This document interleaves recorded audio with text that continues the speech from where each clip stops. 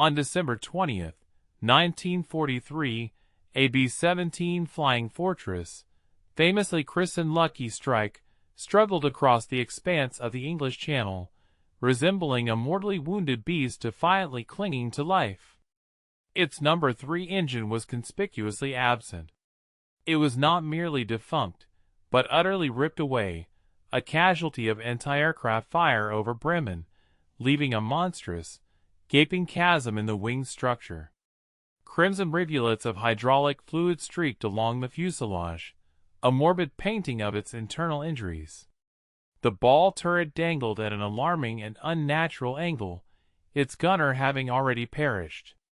According to every technical manual, every military regulation, and every intricate physics calculation meticulously published by the Army Air Forces, this bomber should have plunged irrevocably into the frigid depths of the North Sea at least 20 minutes prior.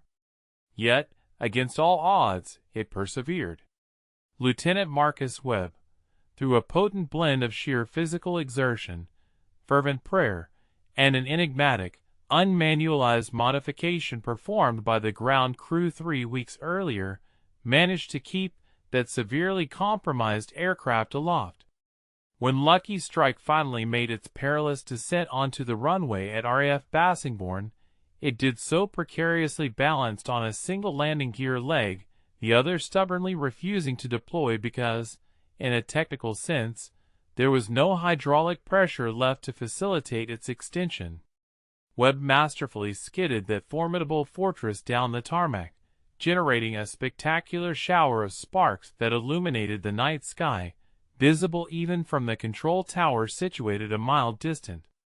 The waiting crash crews fully anticipated extracting lifeless forms from the mangled wreckage. Instead, to their profound astonishment, they witnessed 8 men independently emerging, visibly shaken but remarkably alive.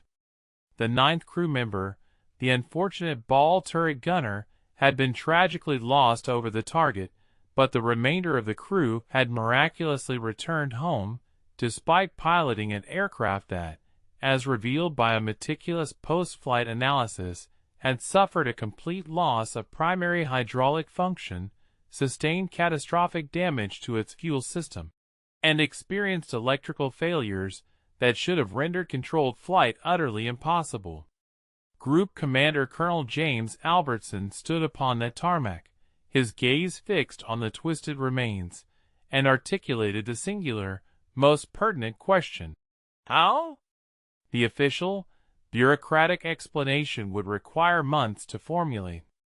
However, the true answer was already toiling away in a hangar merely 200 yards distant, his hand submerged elbow-deep within the engine cowling of another B-17, meticulously implementing modifications that would have undoubtedly resulted in a court-martial if anyone had bothered to meticulously document his unorthodox methods. In the latter half of 1943, the Army Air Forces confronted a perplexing dilemma that they struggled to adequately articulate in their official after-action reports. Bombers were being shot down at an alarming rate.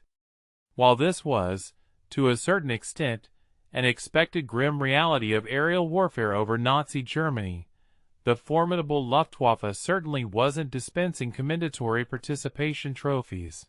A disturbing trend emerged. Aircraft were succumbing to damage that, by all conventional understanding, should not have proven fatal. A solitary, precisely placed flak hit could cause a B-17, an aircraft supposedly capable of absorbing punishment that would utterly obliterate 3 fighter planes, to simply plummet out of its formation. Evidently, a fundamental flaw existed within the B-17's design, a truth Boeing was disinclined to acknowledge. The Pentagon, for its part, exhibited no interest in entertaining such inconvenient notions, and consequently, aircrews were paying the ultimate price. Lucky Strike's improbable survival was not a mere stroke of fortune. It stood as irrefutable evidence that someone had astutely identified the inherent weakness and ingeniously rectified it, employing methods that would have undoubtedly induced apoplectic fits among fastidious procurement officers. This narrative chronicles the extraordinary tale of how a single, unassuming mechanic's unauthorized and daring modifications transformed the B-17 from what was, on certain missions, a statistical death sentence into the legendary, resilient survivor it is celebrated as today. This transformative journey began with an individual who had honed his remarkable problem-solving skills not within the sterile confines of a technical school, but amidst the gritty realities of a Depression-era garage in Pittsburgh, where the prevailing ethos was starkly pragmatic. Make it work, or it simply doesn't get fixed. Staff Sergeant Paul Zuck, according to his official Army Air Forces personnel file, was not slated for the intricate task of repairing aircraft. His high scores on mechanical aptitude tests had designated him for assignment to the motor pool, a domain of trucks, jeeps, and the generally unglamorous, utilitarian machinery essential for the operational ebb and flow of an air base. However, a perceptive individual within the assignment office at Bassingbourn, upon reviewing Zuck's civilian work history, made a crucial lateral transfer that, in all probability, ultimately preserved scores of lives. Prior to the war's outbreak, Zuck had managed a bustling repair shop nestled within Pittsburgh's Polish Hill neighborhood. There, he had diligently maintained a motley fleet of coal trucks, delivery vans, and the occasional souped-up Ford belonging to a local bootlegger, all while operating on budgets so meager they would render the poverty line appear lavish. He arrived at Bassingbourn in August 1943, a youthful 26 years old, his fingernails already perpetually stained with grease, and possessing an attitude towards rigid military regulations that his commanding officers would alternately find exasperatingly defiant and utterly invaluable. During his inaugural week on the flight line, he observed a crew chief reject a B-17 due to a minor cracked hydraulic line. This was standard operating procedure, strictly adhering to the manual, and entirely correct according to Technical Order 012 EG2. However, the requisite replacement part was on back order, leaving the aircraft grounded. Consequently, the mission departed with one bomber short of its full complement. Zuck, ever the pragmatist, inquired why they couldn't simply bypass the compromised section and reroute the hydraulic flow through the secondary line. The crew chief regarded him with an expression of profound disbelief, as if Zuck had proposed mending the wings with mere baling wire. "That's not in the manual, Sergeant," he stated emphatically. Zuck's rejoinder, delivered in a thick Pittsburgh accent robust enough to cut with a wrench, quickly achieved legendary status within the maintenance section. "The manual didn't grow up fixing trucks during the Depression." "I did." Herein lay the fundamental distinction that set Zuck apart from the multitude of mechanics who had acquired their trade in conventional Army technical schools. Those individuals were adept at meticulously following a technical order, executing repairs precisely as specified by Boeing engineers, and maintaining a B-17 to its exact factory specifications. Zuck, conversely, possessed the unique ability to scrutinize a failing system and pose a question that the engineers had evidently overlooked. What precisely transpires when this critical component fails over hostile German territory, and there is no conveniently located parts depot at an altitude of 20,000 feet? His genius did not reside in comprehending how things were designed to function flawlessly. Rather, it lay in his profound understanding of how they could still be coerced into operation even when every conceivable element had gone catastrophically awry. By October, other mechanics began to observe an intriguing phenomenon. Aircraft that Zuck had personally serviced exhibited an uncanny propensity for returning from missions that, by all logical assessment, they should not have survived. One particular bomber, having undergone Zuck's ministrations, took a direct flak hit through its hydraulic bay. This should have resulted in a complete loss of all landing gear control. Yet the pilot miraculously managed a wheels-down landing. Another aircraft suffered a total failure of its primary electrical system after a fierce fighter attack. Nevertheless, its vital instruments continued to function just long enough to guide the navigator safely home. Coincidence? The crew chief would dismissively declare. A lucky coincidence. Zuck harbored no belief in serendipitous luck. His conviction rested firmly in the principles of redundancy, in the implementation of robust backup systems, and in rerouting critical functions through alternative pathways that were entirely absent from the original Boeing blueprints. This was because Boeing, it seemed, had never truly contemplated the devastating implications of their elegant, efficient, yet ultimately single point of failure designs encountering the brutal efficacy of German 88mm flak. While other mechanics dutifully replaced damaged parts, Zuck was boldly redesigning entire systems on the fly, ingeniously utilizing scavenged components, repurposed tubing, and electrical connections that would have undoubtedly brought an official inspector to tears. The other mechanics, in recognition of his constant rerouting endeavors, began to affectionately refer to him as the plumber. Hydraulic lines, fuel feeds, electrical bundles. Zuck would dedicate countless hours after official duty hours in the cavernous hangars, a flashlight clenched between his teeth, rewiring aircraft in ways that never made an appearance on the official maintenance logs. This was because, technically speaking, his actions violated approximately 15 distinct Army regulations. When questioned about his relentless dedication, especially given that he could have comfortably remained in the motor pool, sipping coffee and assiduously avoiding trouble, Zuck's response was characteristically straightforward. Those guys fly the missions. The least I can do is make sure the plane doesn't kill them on the way home. The B-17 Flying Fortress was widely touted as virtually indestructible. Boeing's marketing rhetoric practically asserted as much, and the initial combat reports from 1942 seemed to corroborate this perception.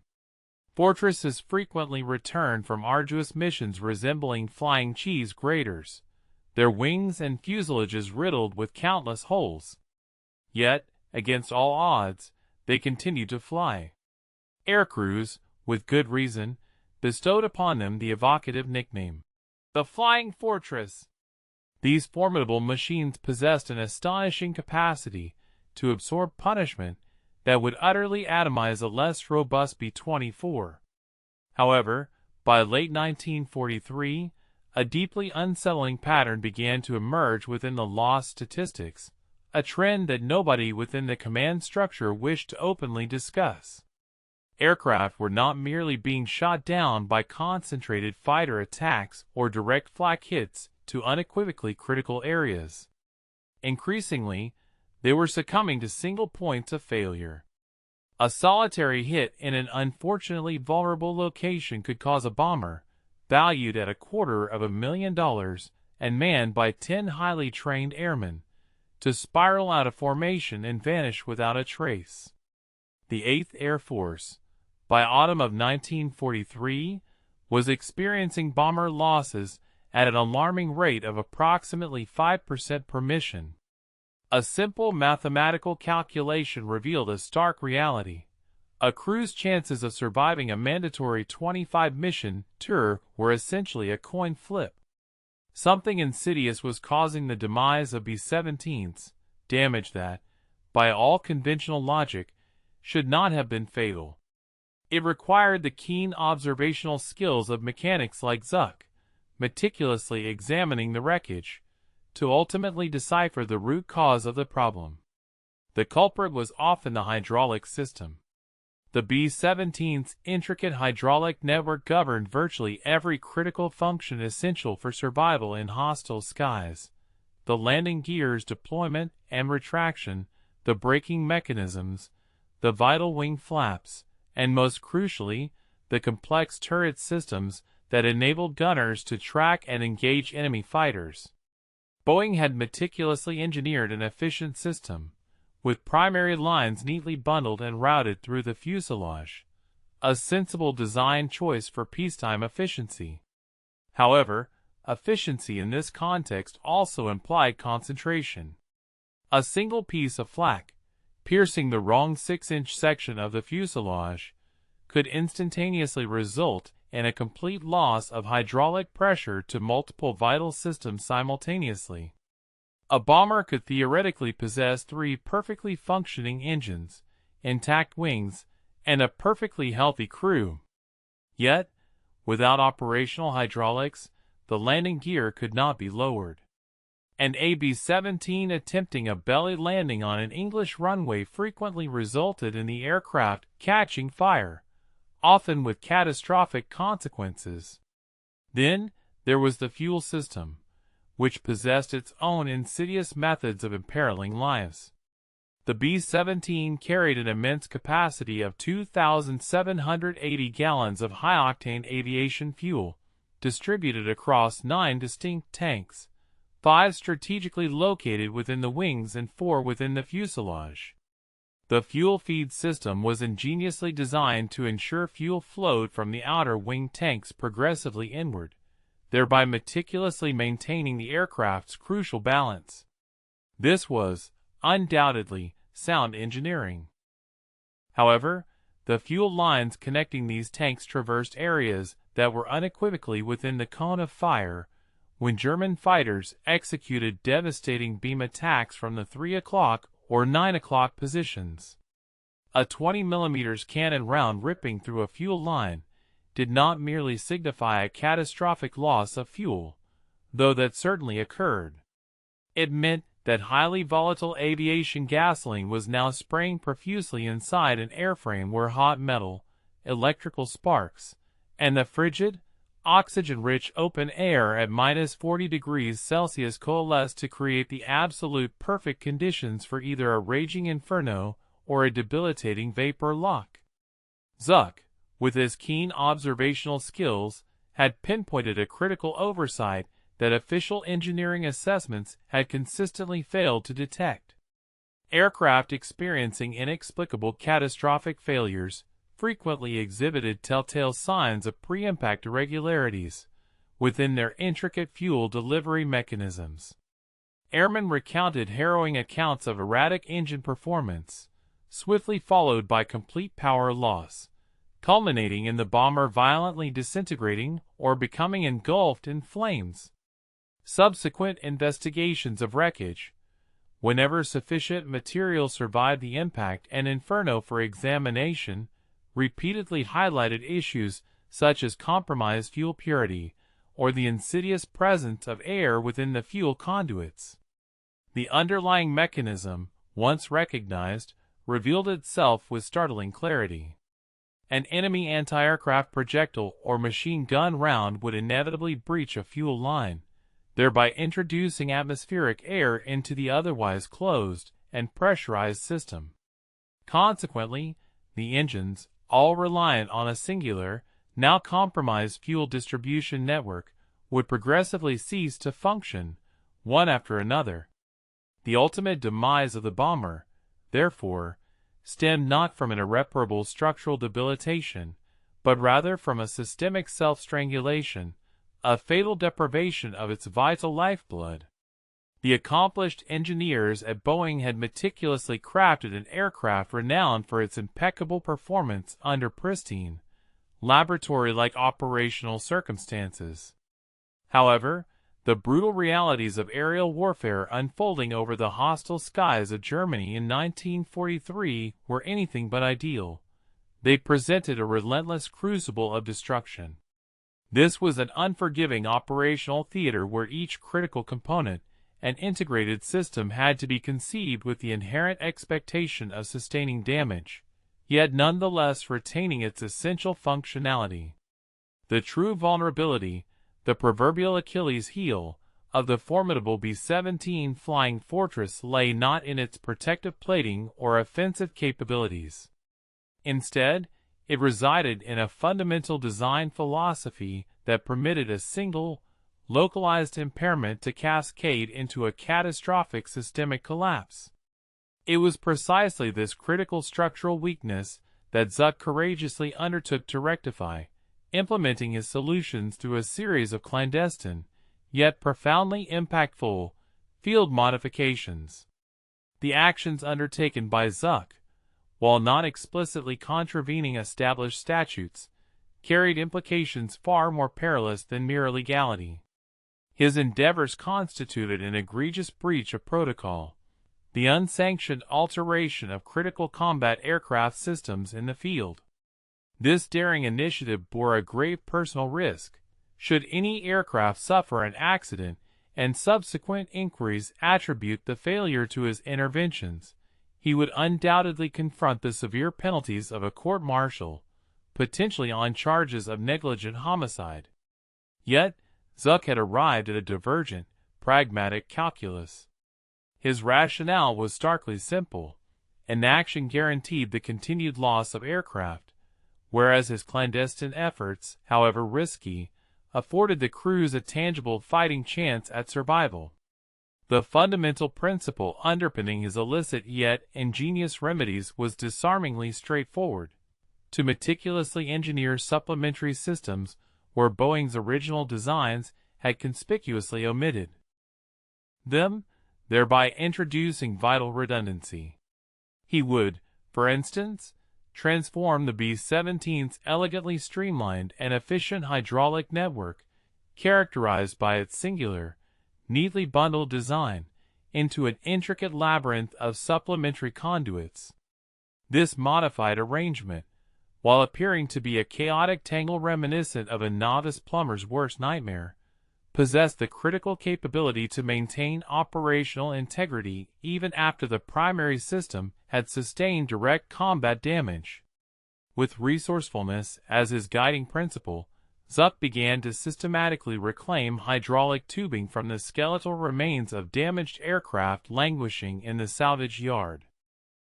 These components were, by official decree, designated for return to supply channels for proper recycling and redistribution. He would meticulously excise intact segments of these lines, subject them to rigorous pressure integrity tests using a makeshift hand pump he had ingeniously improvised, and subsequently integrate them as vital bypass routes into the operational aircraft slated for combat missions. To illustrate the practical application of his modifications, consider the following operational scenario. In its original configuration, a conventional B-17 featured a singular primary hydraulic conduit extending from the central pump directly to the landing gear actuators, forming an uninterrupted pathway. Zuck would cunningly intercept this main line at two distinct locations, one positioned strategically forward, in proximity to the cockpit, and another situated aft, near the radio compartment. From these points, he would meticulously route a completely separate, secondary hydraulic line, deliberately following an alternative trajectory, often ingeniously concealed along the fuselage stringers, thereby affording it enhanced protection from external damage by the aircraft's structural framework. Subsequently, at each critical junction, he would integrate manual isolation valves, meticulously salvaged from the remnants of other battle-scarred bombers. In the event of the primary line sustaining combat damage and experiencing a subsequent loss of hydraulic pressure, the pilot was now empowered to effortlessly reach for the strategically positioned valves. Zuck had ensured their placement was well within an arm's length, and manually engaged the redundant backup system. This improvised solution was far from aesthetically refined. It undeniably introduced additional mass to the aircraft's overall weight, and it stood in direct contravention of the stringent stipulations outlined in Technical Order 012 EG2 Section 4 Paragraph 12 Subsection C. Nevertheless, its profound significance could not be overstated, as it represented the crucial distinction between a controlled, wheeled landing and a perilous, belly-skid descent, a desperate maneuver often accompanied by fervent prayers for survival. His intervention concerning the aircraft's fuel system represented an even bolder and more unconventional departure from standard procedure. Zuck recognized the unavoidable reality that fuel lines would inevitably sustain damage during intense encounters with anti-aircraft fire. This was an immutable consequence of operating in such perilous environments. His genius lay not in preventing the initial impact, but in devising a method to preclude a single point of damage from precipitating a catastrophic, widespread system collapse. To achieve this, he commenced the installation of innovative crossover valves, strategically positioned between various fuel tank systems. These components were, in fact, standard fuel petcocks originally engineered and designated exclusively for ground refueling procedures.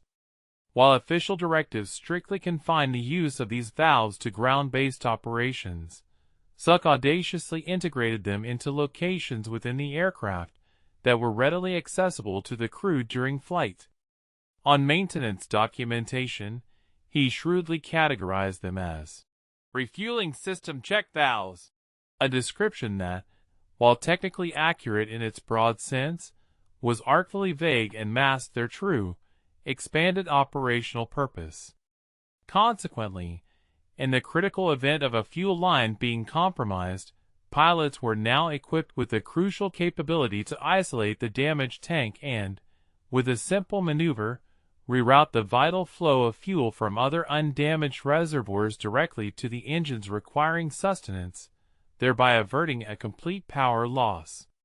However, it was Zuck's ingenious adaptation of the aircraft's electrical system that undeniably proved to be the most profound and life-preserving intervention. Standard B-17s relied upon a singular primary electrical bus, a central artery that supplied power to every essential component, from the intricate navigational instruments to the formidable turret motors.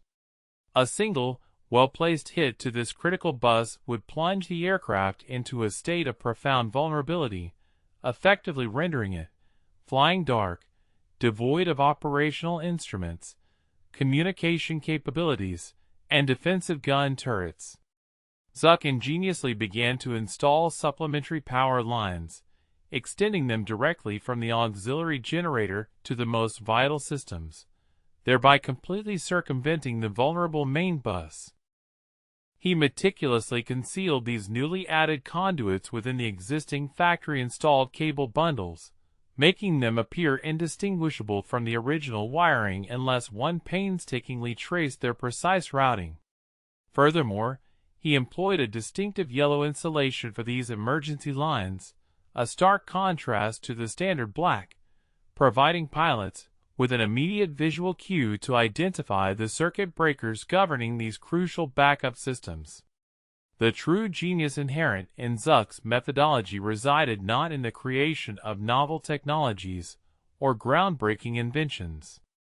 Rather, his profound insight lay in his capacity to repurpose and reconfigure existing components, materials readily available either already integrated into the aircraft or stored within the standard parts inventory.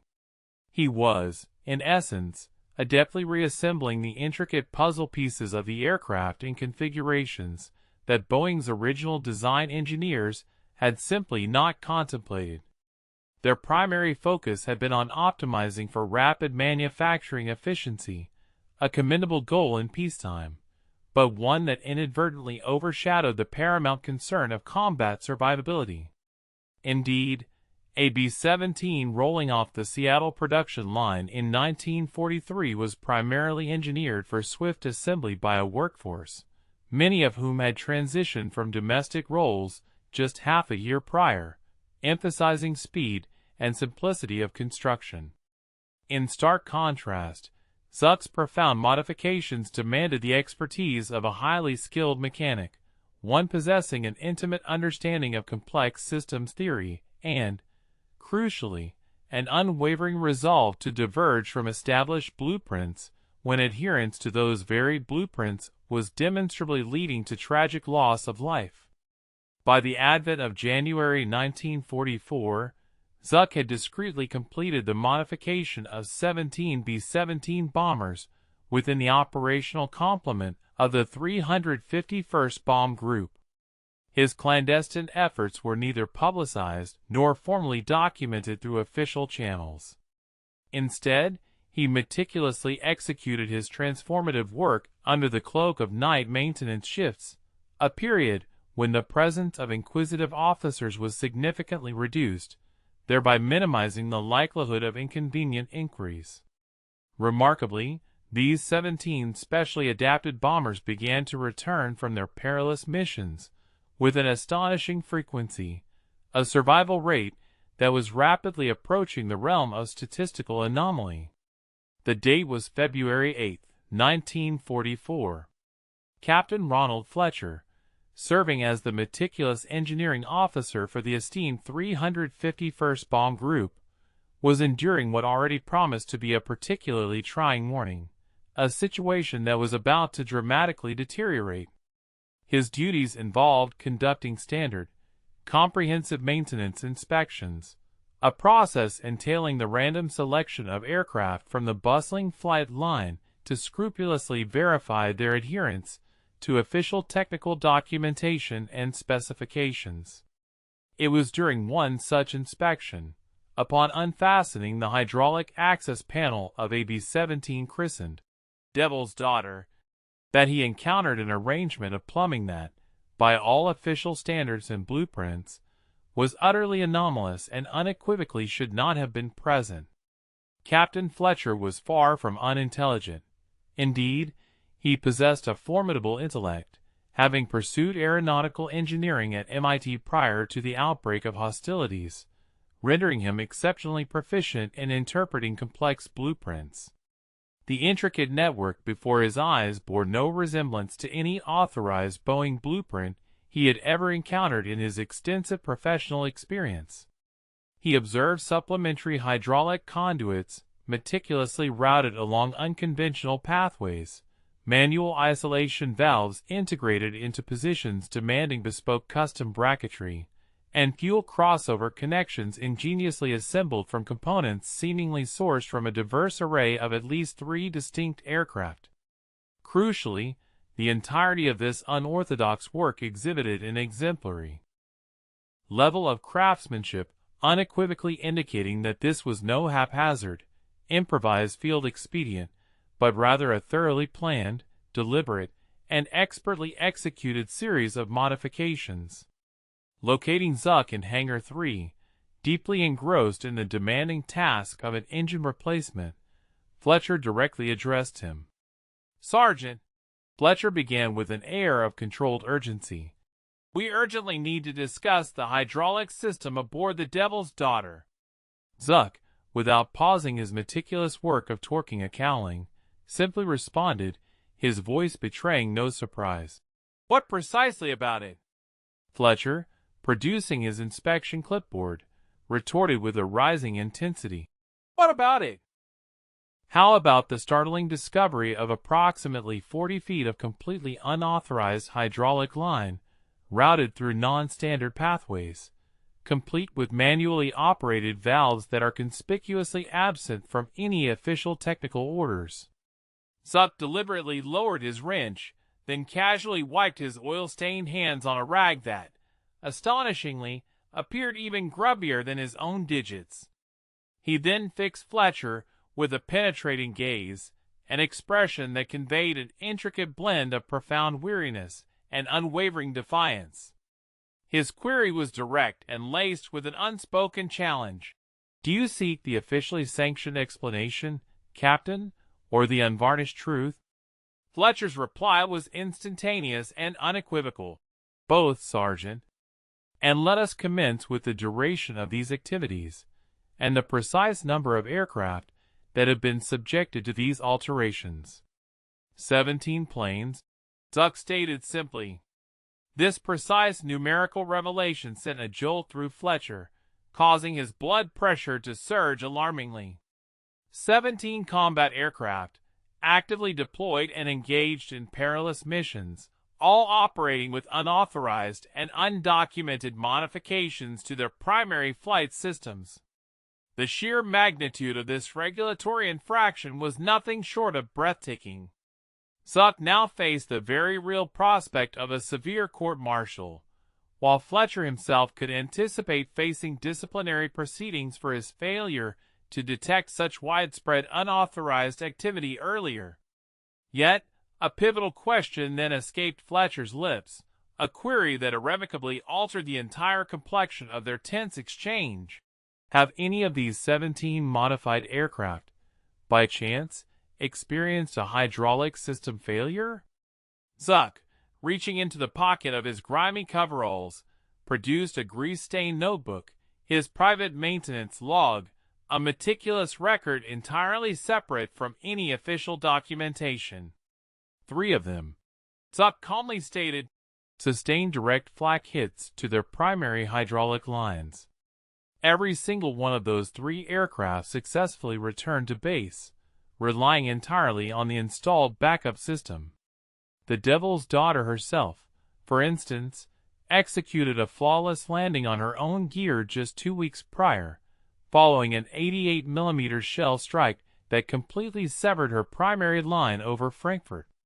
The pilot, remarkably, remained unaware he was operating on the secondary system until I personally pointed out the extent of the damage during the post-flight inspection.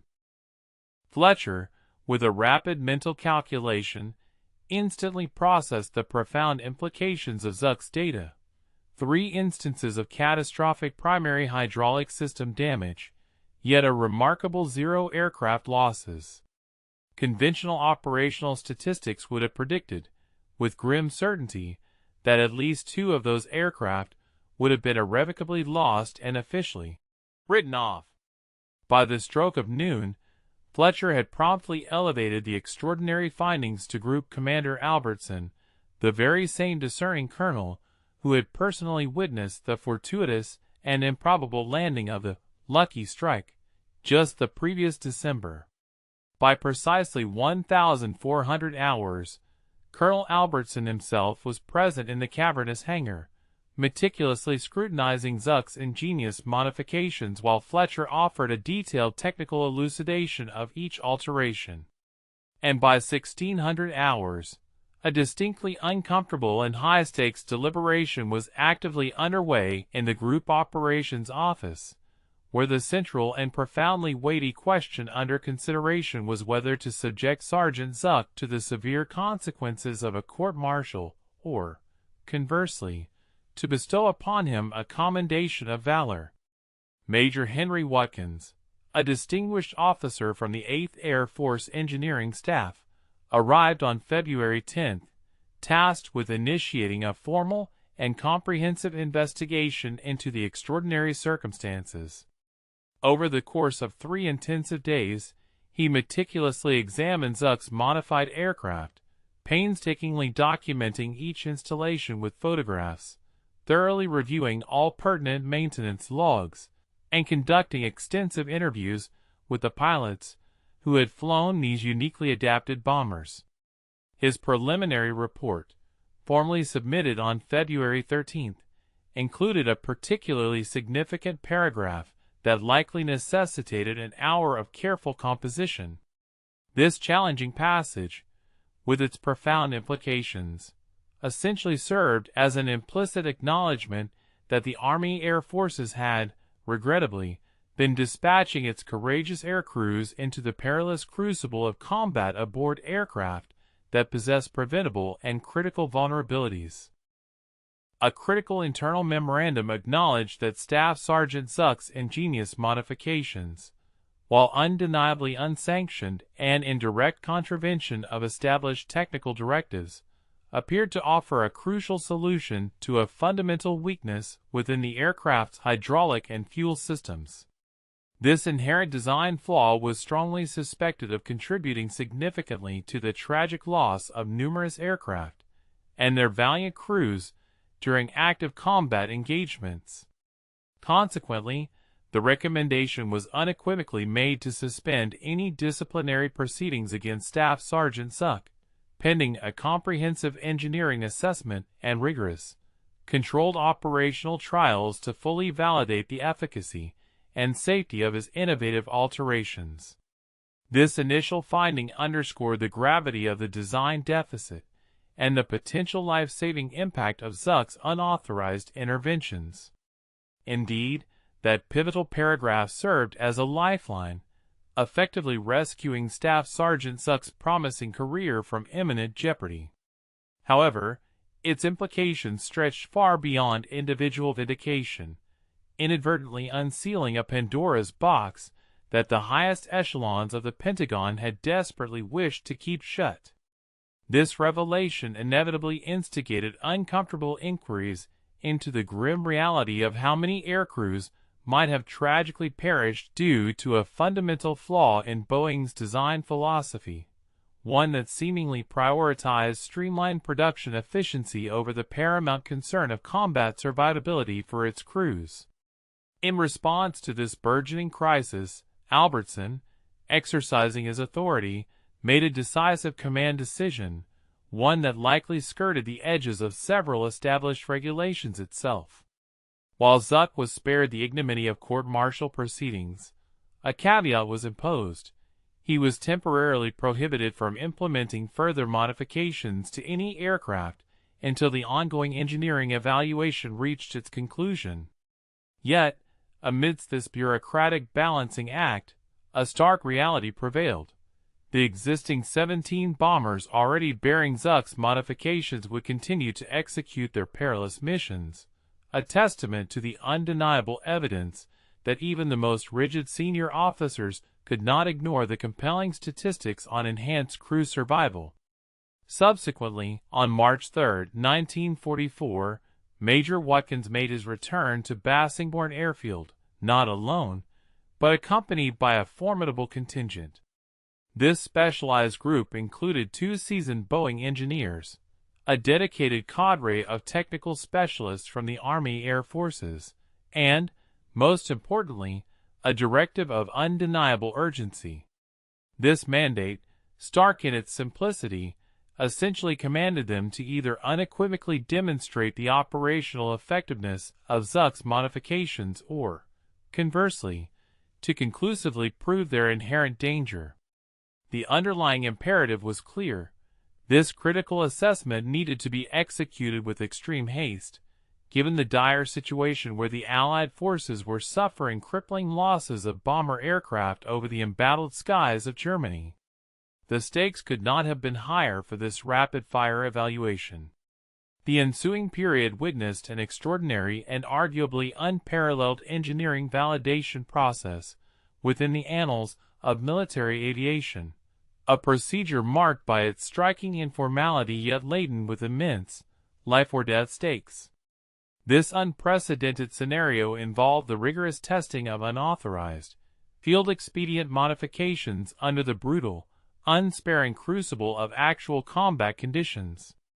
The evaluation team found itself in a precarious ethical and professional tightrope walk, constantly grappling with the fundamental question of whether their findings should be meticulously recorded as groundbreaking innovation or, conversely, meticulously catalogued as incriminating evidence for a potential court-martial. The 2 Boeing engineers, civilians operating under the strict terms of a military contract, were visibly appalled by what they encountered upon their initial inspection. Carlson, the lead engineer and a veteran, who had contributed directly to the foundational B-17 design in Seattle, dedicated his entire first hour at Bassingbourn to articulating a litany of grave concerns, employing technical jargon such as contamination risk, pressure regulation concerns, and the ominous specter of potential catastrophic failure modes, to underscore his profound reservations. Standing resolutely before a bomber that lay partially disassembled, Carlson gestured emphatically towards Zuck's bypass lines, meticulously elucidating to Watkins why such an arrangement was fundamentally unsound. His argument hinged on the premise that these modifications flagrantly contravened the bedrock principles of hydraulic system design, tenets meticulously established by individuals possessing accredited engineering degrees. Zuck, a figure of practical expertise clad in grease-stained coveralls, patiently allowed Carlson to conclude his elaborate technical exposition. Then, with a quiet but piercing directness, he posed a solitary question. "When's the last time you flew a combat mission?" Carlson, visibly affronted by the query, retorted with an indignant, "I'm an engineer, not a pilot." Zuck merely offered a concise nod of understanding. "Right," he acknowledged. "So, you conceptualized and designed this intricate system within the sterile confines of Seattle, where the most severe operational setback might be a failed pressure test. Conversely, I am the one who painstakingly maintains these formidable birds when they return from the crucible of battle, often riddled with gaping holes. It's a decidedly different perspective, wouldn't you agree?" Major Watkins then put forth a proposition that, by any conventional metric, was profoundly radical, to meticulously instrument a selection of Zuck's already modified aircraft. This instrumentation would include the integration of supplementary pressure gauges, precise flow meters, and an array of sophisticated monitoring equipment. The audacious plan then called for these specially outfitted bombers to be dispatched on actual combat missions, meticulously recording their system performance throughout the entirety of these perilous sorties. Under any semblance of a rational and methodical procurement process, such a critical evaluation would invariably necessitate many months of exhaustive ground testing as a preliminary phase. However, the prevailing circumstances were those of March 1944. The aerial campaign over Germany was escalating to its brutal crescendo, and the venerable 8th Air Force was enduring an unsustainable attrition rate, losing, on average, a staggering 6 bombers with each mission flown. The luxury of months for preliminary testing was simply a grim impossibility. Over a concentrated period spanning from March 5 to March 18, a select cohort of 5 B-17s, each incorporating Zuck's innovative modifications, embarked on a total of 11 harrowing combat missions. Their designated targets included strategically vital German industrial and administrative centers such as Berlin, Brunswick, and Friedrichshafen. Every single one of these aircraft was meticulously equipped with supplementary instrumentation, painstakingly recording vital metrics such as hydraulic pressure, precise fuel flow rates, and comprehensive electrical system performance for the entire duration of each mission. Remarkably, 3 of these bombers sustained direct battle damage during their engagements. Yet, against formidable odds, every single one of the 5 aircraft returned safely to base. The accumulated data, meticulously recorded and analyzed, stood as an irrefutable testament to the modification's effectiveness. A particularly dramatic incident unfolded during the arduous mission to Friedrichshafen on March 18. A bomber identified as Memphis Belle II, one of the aircraft benefiting from Zuck's ingenious alterations, endured a direct impact from an 80mm flak burst. This devastating strike utterly shredded its primary hydraulic line, precisely at the vulnerable juncture where Boeing's original design had routed it perilously along the bomb bay. The onboard instrumentation captured the chilling reality of the primary system pressure plummeting precipitously to 0 within a mere 4.2 seconds. According to established operational protocols and the inherent limitations of the standard design, such a catastrophic failure should have rendered the aircraft completely incapacitated, unable to effectively control its crucial landing gear, essential flaps, or vital braking mechanisms. Nevertheless, against all conventional expectations, the pilot of Memphis Belle II, meticulously adhering to the specific briefing instructions personally imparted by Zuck, instinctively reached down and skillfully manipulated 3 manual isolation valves. With this swift action, the ingeniously designed backup system immediately engaged. Consequently, hydraulic pressure, though registering at 85% of its normal operating threshold, a level admittedly lower than ideal, stabilized remarkably well within an entirely functional operational range. The resilient bomber not only maintained its position within the formation, but also successfully completed its critical bomb run, ultimately returning to Bassingbourn and executing a safe landing on its own landing gear. On the ground, the observing engineers, transfixed by their monitoring equipment, slowly grasped the profound implication of what they were witnessing: a hydraulic system that had defied the odds, demonstrably surviving a catastrophic failure, an outcome that, by all established engineering principles, simply should not have been possible. Carlson, the Boeing engineer, observed the irrefutable data playback unfolding before him in profound, stunned silence. After a protracted moment of introspection, he eventually turned to Watkins and uttered a confession that undoubtedly proved difficult and perhaps even humbling to articulate. "This simply shouldn't function. The underlying pressure dynamics are fundamentally incorrect. The flow rates are demonstrably inadequate, and there is a conspicuous absence of proper filtration within the bypass system. Yet, despite all these theoretical deficiencies, it unequivocally works. I confess I do not comprehend the precise mechanism, but it undeniably performs its intended function." From the rear of the briefing room, Zuck, ever the pragmatist, offered a concise and unvarnished explanation, one that likely found no place in the formal, sanitized official report. "It functions precisely because I engineered it with the explicit purpose of operating effectively when every other aspect of the situation has already deteriorated into utter chaos. Your meticulously designed system performs flawlessly right up until the precise moment it catastrophically fails. Mine, conversely, operates somewhat imperfectly at all times, but crucially, it maintains its functionality consistently." The intensive testing phase culminated in a substantial body of evidence, comprising 47 comprehensive pages of intricate technical data and 11 meticulously detailed mission-after-action reports. Collectively, this information presented a conclusion that the Air Force's engineering department found utterly impossible to disregard.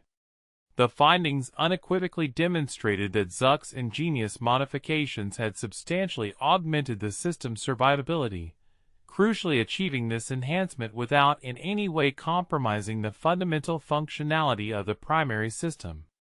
In essence, he had rendered the aircraft demonstrably safer without introducing any detrimental effects or operational drawbacks. Consequently, on March 22, Major Watkins formally submitted his conclusive report, which included a recommendation destined to send significant reverberations throughout every B-17 squadron stationed across England: the immediate authorization of field modifications based directly upon Zuck's proven design, coupled with the commencement of comprehensive training for mechanics across all operational groups within the 8th Air Force. As April 1944 dawned, a stark dichotomy emerged. While the highest bureaucratic echelons within the Pentagon engaged in protracted debates concerning official procurement channels, and Boeing entered into complex negotiations for retrofit contracts that were, at the very earliest, not projected to materialize until June, a profoundly different phenomenon was rapidly unfolding across the numerous airfields of East Anglia. Here, the pragmatic network of aircraft mechanics had begun to actively communicate amongst themselves. And when these skilled technicians engage in dialogue, their discussions seldom revolve around abstract policy directives. Instead, their conversations are singularly focused on the tangible reality of what demonstrably works in the field. The dissemination of these vital modifications commenced through an organic, informal network. Staff Sergeant Mike Diacro, serving with the 303rd Bomb Group stationed at Molesworth, first became aware of Zuck's innovative designs via a crew chief who had recently transferred from Bassingbourn. By April 8, Diacro was physically present at Bassingbourn during a routine supply run, his notebook clutched firmly in hand, earnestly requesting Zuck to personally guide him through the intricate process of the hydraulic bypass installation.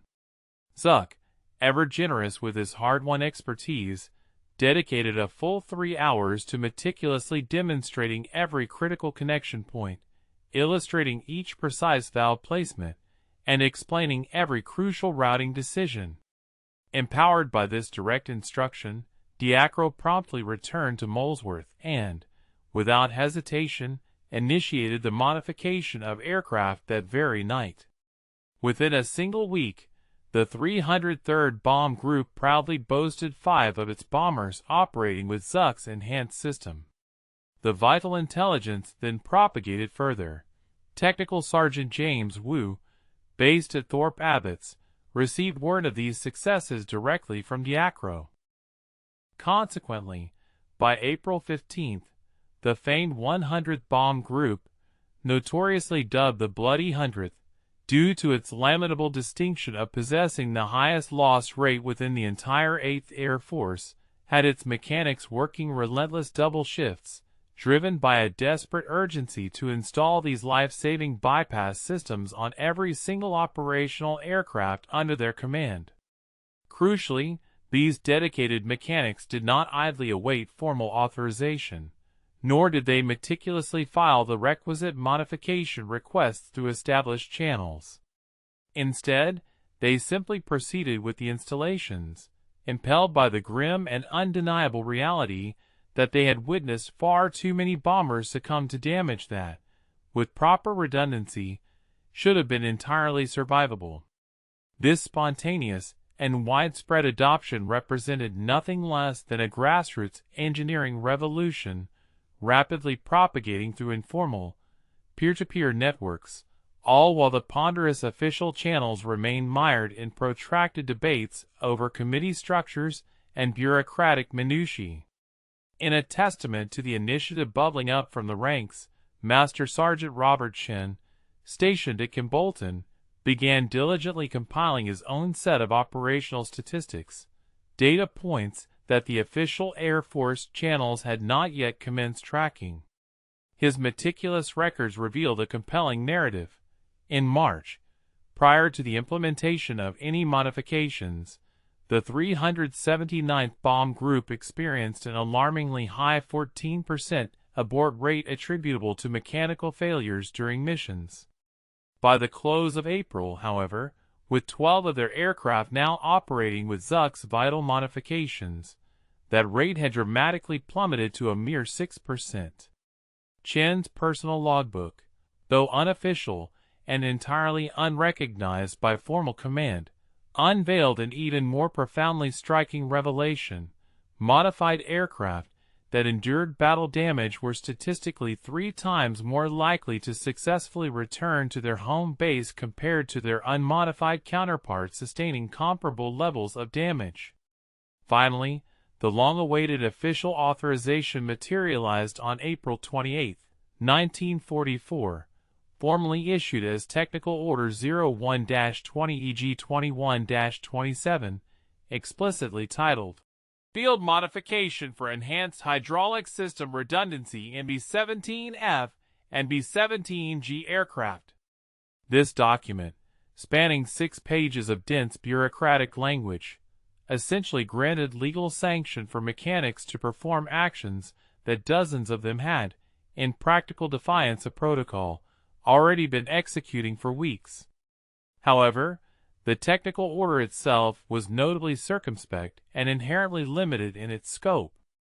While it unequivocally authorized the crucial hydraulic modifications, it conspicuously omitted any mention of Zuck's equally vital fuel system crossovers or his ingenious electrical bypasses. This glaring omission stemmed directly from Boeing's persistent insistence that these additional modifications were both superfluous and potentially hazardous. Upon reviewing the official directive, Zuck emitted a laugh, not one of genuine amusement, but rather the bitter, sardonic chuckle of a man who had narrowly escaped a court-martial for his life-saving innovations, only to now witness the very same bureaucracy appropriate partial credit while implementing merely half of the urgently needed solutions.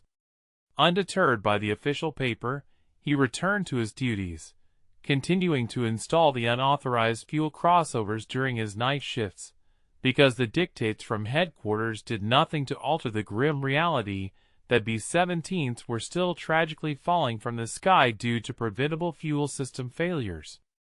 By the dawn of May 1944, the widespread adoption of Zuk's modifications had extended to an estimated 120 aircraft, distributed across no fewer than 7 distinct bomb groups.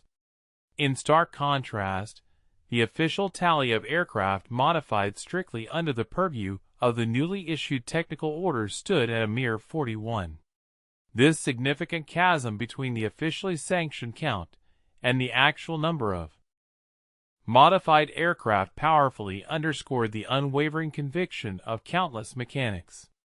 These individuals, faced with the stark choice between rigid adherence to regulations and the imperative to preserve human lives, had collectively made the same courageous decision that Zuk himself had initially embraced, the profound understanding that, when precious lives hang precariously in the balance, it is far more prudent to subsequently seek forgiveness than to painstakingly await explicit permission.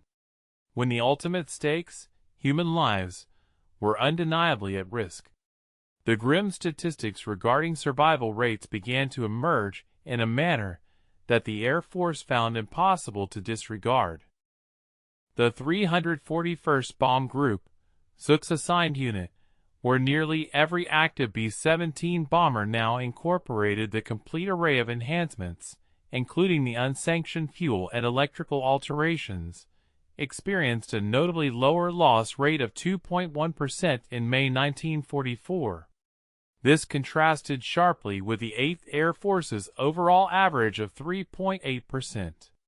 While this difference might appear minor at first glance, over a month of extensive aerial operations encompassing thousands of bomber sorties, it translated into scores of aircrews who successfully returned to base rather than being tragically classified as missing in action. Colonel Albertson, displaying a moment of either profound strategic insight or audacious career imperilment, extended an invitation to an 8th Air Force statistical analysis team to visit Bassingbourn in early June. Their mission was to meticulously scrutinize the group's survival data. He laid bare every detail for them: the officially sanctioned modifications, the unauthorized ones, and the raw numerical evidence. The analysis team's subsequent report, submitted on June 9, contained a pivotal sentence that unequivocally validated what every seasoned mechanic on the flight line had instinctively understood.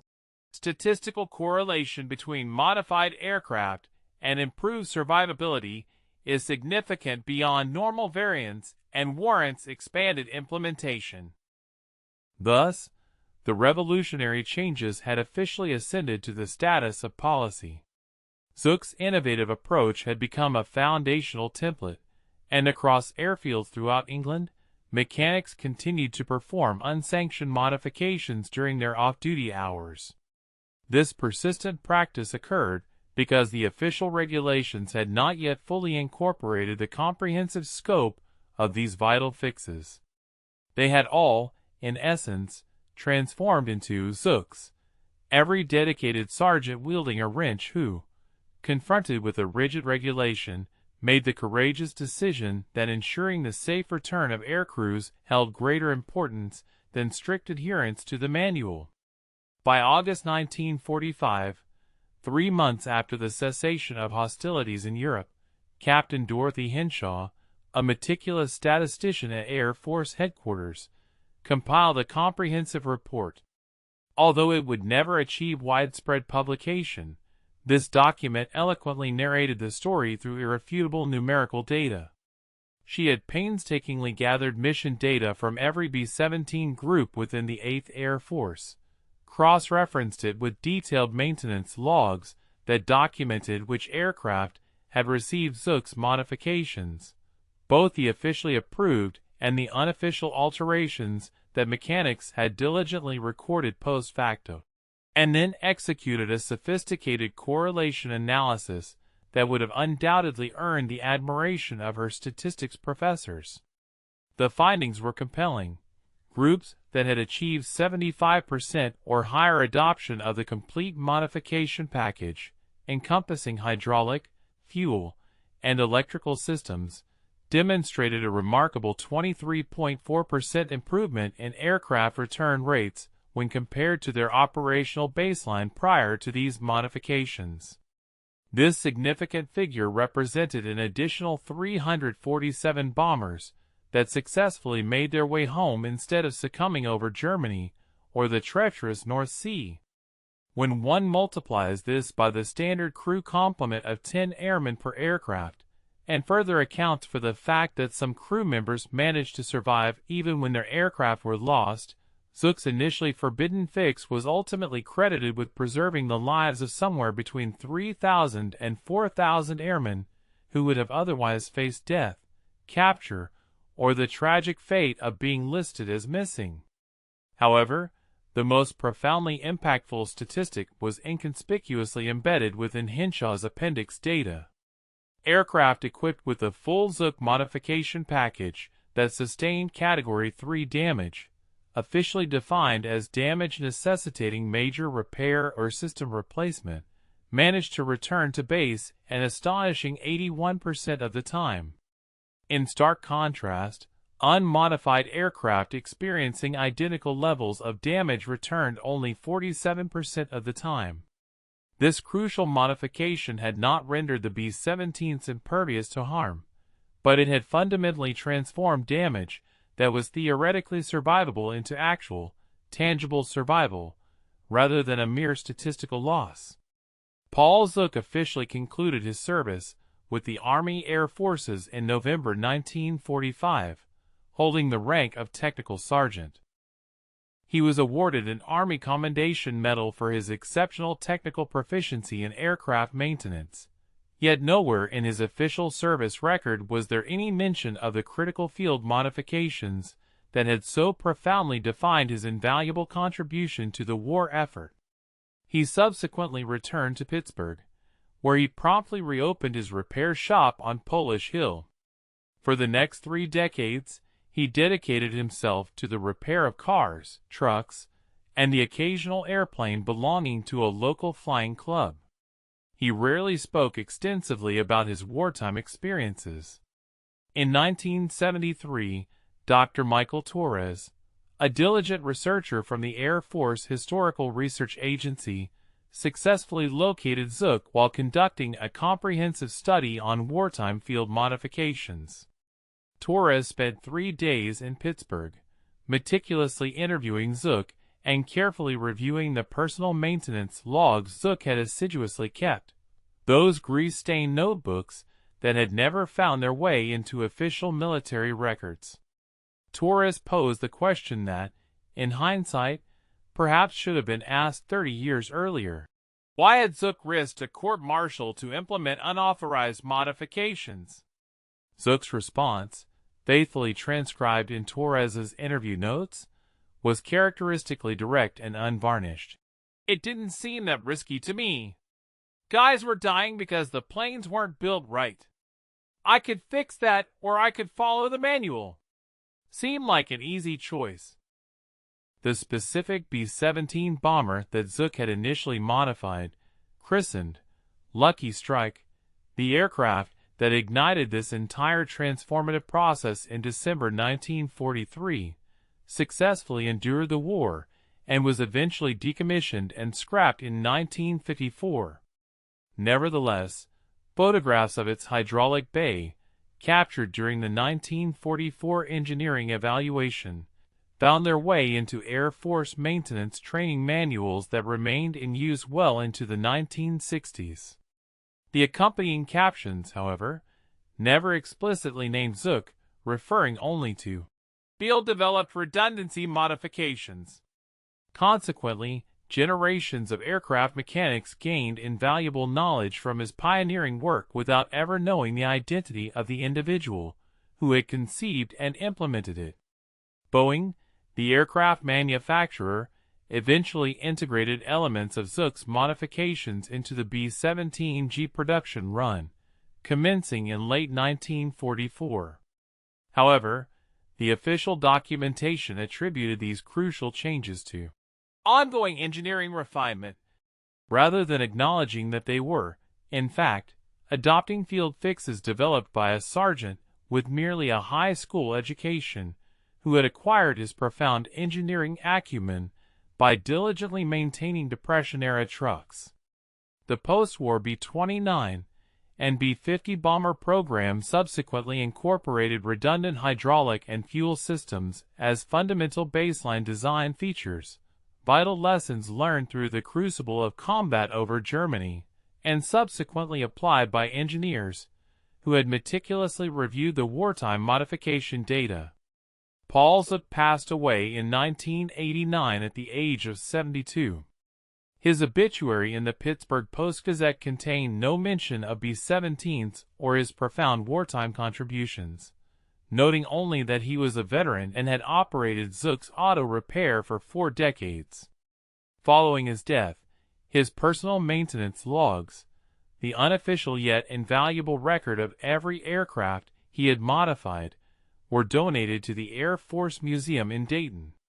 These 47 notebooks now reside in the research archives, accessible to anyone who requests them, filled with intricate technical sketches, pressure calculations scrawled in the margins, and annotations in a mechanic's shorthand that collectively narrate the true, untold story of how one man's unwavering refusal to rigidly adhere to the manual dramatically altered the odds for thousands of airmen who never once knew his name. The once forbidden improvisation ultimately became standard operational procedure. The unconventional maverick transformed into an indispensable template.